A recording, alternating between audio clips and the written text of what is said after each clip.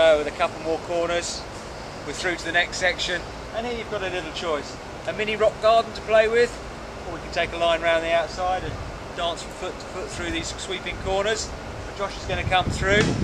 Here, obviously probably the key skill to identify is energy management in terms of the input that these are going to give you. If you tense up when you see a rock garden, stiffen up and hold on tight, you're going to feel every bump and every bounce of the bike. The suspension might eat some of it, but ultimately you're going to grip on tighter, freeze up a bit more, move less freely and stifle the bike's onward progression. So here we're looking for heads up, heels down. The heels down becoming more important because of the input, the resistance that the rock is going to put in front of the front wheel.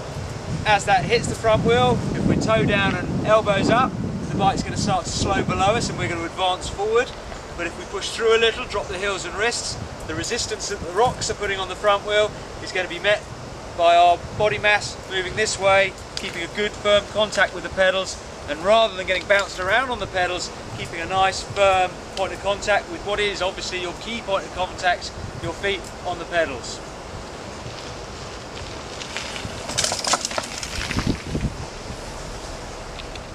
Soft in the legs, good energy management, head up, looking ahead through the section early, little bit of heel drop, little bit of push through, smooths out that section like it's not even there.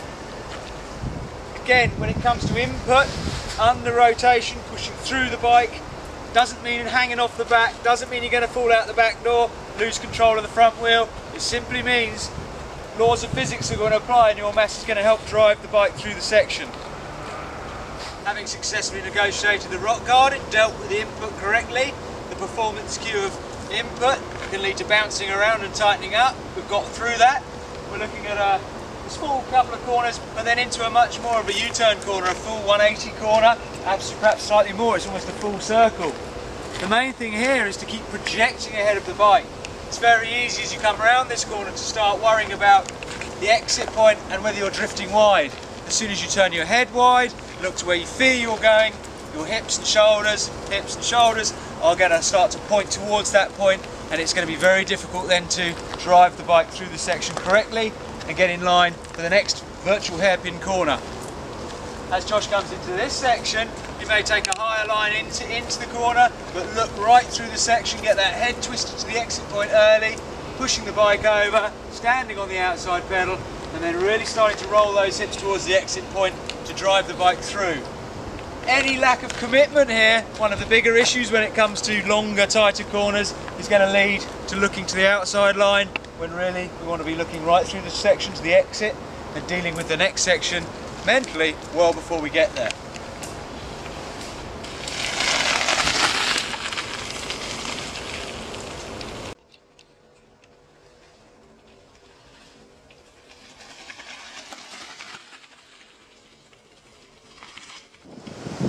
Straight out of a long flowing corner, we're into a far tighter, almost switchback style corner, a lot more tight. Two options: you can slow everything down, buy yourself plenty of time by slowing the entry speed down, but if you want to carry some speed through this section, same rules apply, footwork, looking, body position, entry, section and exit, but it's a very condensed entry, section, exit, so all of those physical attributes need to be applied A, a lot more vigorously, and B, with a lot more speed. As Josh comes into this section, this time you're going to see him drop his outside foot hard, really stand on it, really twist those hips through, and be looking through the section early. And he's almost going to flick the bike through, dropping the outside hip foot and dropping the heel as he pumps through the corner from front wheel to back.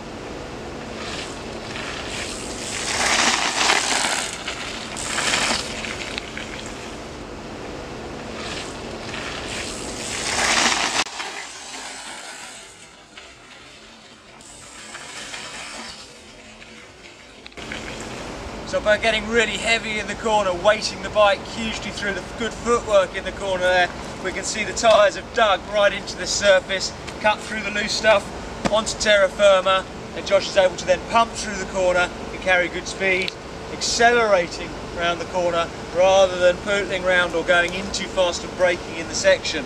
That leads him on to the next section where we've got a little bit of simple pedal work to do, onwards and through to the next piece of the trail.